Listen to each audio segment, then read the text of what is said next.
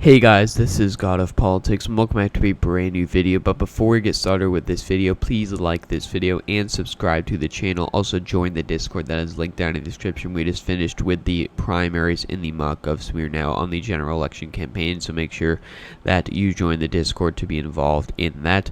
But in today's video, I'm going to be doing the opposite of what I did in the last video. This video is going to be the best case scenario for Joe Biden. Now, I did the best case scenario for Donald Trump yesterday. If you haven't seen that video, you should check it out. That'll be in the cards and linked down in the description. But today's video is going to be the best case scenario for Joe Biden. And before you go to skip to the end of this video and dislike it, look at my explanations for why I do think these states are going to go the way they are going to go. But let's get into it. So first, the safe states for Donald Trump: Idaho, Montana, Wyoming, as well as Utah, Alaska, North Dakota, South Dakota, all of Nebraska except for the 2nd District, Kansas, Oklahoma, Missouri, Arkansas, Louisiana, Mississippi, Alabama, Tennessee, Kentucky, South Carolina, West Virginia, Indiana. So that's 125 safe electoral votes for Donald Trump. And then for Joe Biden, he would win Washington, Oregon, California, Colorado, New Mexico, Hawaii, Illinois, as well as New York, Vermont, Massachusetts, Connecticut, Rhode Island, Maine's 1st District, New Jersey, Delaware, Maryland, D.C., and Virginia. So that puts Joe Biden at 210 electoral votes, for safe electoral votes, to Donald Trump's 125 safe electoral votes. So now let's get into the likely lean and tilt states. There are actually no likely Republican states. So for Joe Biden, I do believe he'd win Nevada likely. If you look at the Latino voters, they are coming more to Joe Biden, and if he can continue to gain with them come election day, and pick up some progressive policies, because Nevada is a liberal state, he can win Nevada. As well as Minnesota could go by a likely margin. It would only take a trend of 3.5 percentage points. And in this scenario where the national environment is, D plus 8, D plus 9, D plus 10, Joe Biden could be able to win Minnesota by a likely margin, as well as Michigan, actually. Michigan is kind of, if you want to make a similarity to Indiana in 2008 to 2012, you can kind of make that comparison, at least to a lesser extent, with Michigan. Michigan kind of a fluke that Donald Trump won in 2016. And, Joe Biden can easily win it in 2020. I do believe he will win it regardless if it's a best case scenario or not. But best case scenario, he would easily win it by a likely margin. As well as the state of, actually, Maine at large first. Maine at large, this would easily go in a likely margin, probably the upper tier likely margins if we compare it to 2016. We can see that Maine at large went by around 3 percentage points. This could go by around, 8 to 9 percentage points in this scenario. So that's another likely margin state, as well as, actually, that's going to be it. So that's 244 electoral votes for Joe Biden after the likely margin states. Donald Trump's still at 125. Going into the lean margin states, again, there are no lean Republican states, but for Joe Biden, I do believe he could win Arizona by a lean margin. This is a state that is trending blue. You've got the suburbs in Maricopa County that are trending blue very fast.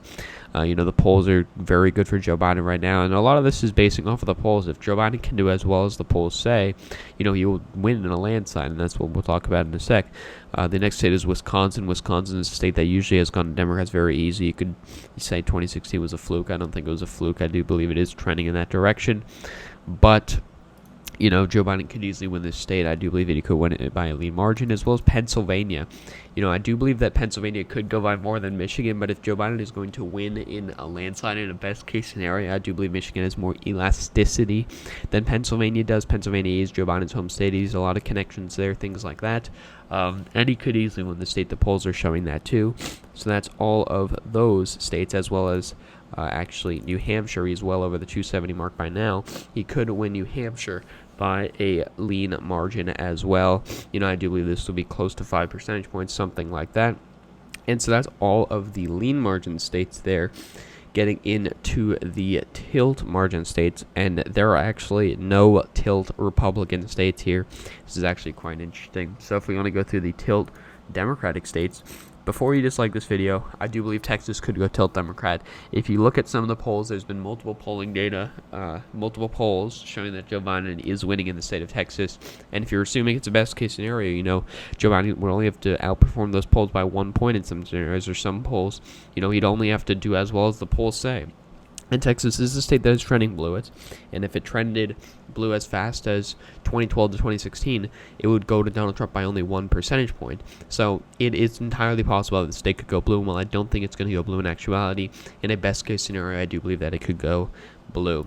The next state is also Florida, which I do believe would go by a tilt margin. I don't believe Joe Biden's going to be able to win it by more than a tilt margin. It's going to be very difficult. I do believe he'd win it basically by around 2 percentage points, but it's going to be very difficult for him to win by more than that. Again, Florida is one of those states that's very close regardless. Obama only won it by about 2.5 percentage points in 2008, when the electorate was like D+8 or something, and Obama won it in a landslide. Joe Biden could win it by a lead margin, but right now I'd put it at a tilt margin. As well as the state of Georgia. Georgia is another state where you've got a lot of suburban trends to the Democratic Party with those college-educated white voters. Here, for example, it's in Forsyth County, Cobb County, Gwinnett County, those counties that are trending towards the Democrats. And I do believe that in the best-case scenario, Joe Biden could win those areas. As well as North Carolina. Again, you've got a lot of suburbs here. You've got a lot of black people in this area that could turn out for Joe Biden. And there is a lot, of areas that Joe Biden has a gain compared to 2016 when it only went to Donald Trump by 3.5 percentage points. Getting into the next state, it is the state of Ohio. Ohio is a state in which, Joe Biden and Hillary Clinton lost by about 8 percentage points in 2016. But again, the polls have been very good for Joe Biden here, and Obama won this state by around 3 percentage points. So really the state of Iowa, actually, and Nebraska's 2nd district, tilt blue, which we'll talk about in a second. But Iowa is a state that, Obama won by 6 points in 2012. It is a state that can vote for Democrats. It voted to the left of the country in the midterms, electing 3 Democratic congressmen there. So it is a state that can go to the Democrats, and the polling data is very good for Joe Biden right now. And if you're counting on the polling data, which you can in this best-case scenario, he would be able to win this, along with Nebraska's 2nd district, which, if you saw the May video yesterday, I pointed out it's a very suburban area. And Joe Biden has a lot of room to gain, along with many Democrats. They have a lot of room to gain in Nebraska's 2nd district, but I don't think it would go more than a tilt margin because you have Carrie Eastman, the congresswoman running here, or running for Congress, is, more to the left, which could hurt Joe Biden at the top of the ticket, as well as Maine's 2nd district. This would be I will put this in the Republican column because it did go to Donald Trump by 10 points in 2016, but it could trend very far back to the left because, Barack Obama won it very easily in both 2008 and 2006, but it trended heavily to the right in 2016. It's hard to tell how far back to the left it would trend. But we'll have to see as we get more polling data, things like that. But this is the overall map. Joe Biden 412 electoral votes, Donald Trump 126. This map does look ridiculous, I know, but Joe Biden would have to basically perform well in all of these swing states. But, you have the safe electoral votes for Donald Trump, and then most of the other states are very close. This is a scenario where Joe Biden wins all of them, and Democrats just get a high bar to begin with those safe electoral votes, which Republicans do not get with their safe electoral votes being at only 125. So in a best-case scenario, Joe Biden could get 412 electoral votes. Do I think he's actually going to get 412 electoral votes? No, I don't. I don't think that's going to happen. I do think right now he's favored, but I don't think he's going to get 412 electoral votes. So that's the end of this video. Thank you all for watching this video. Please like this video and subscribe to the channel. Also join the Discord that is linked down in the description. Make sure you get involved in the community there. So again, thank you all for watching, guys, and I will see you guys later.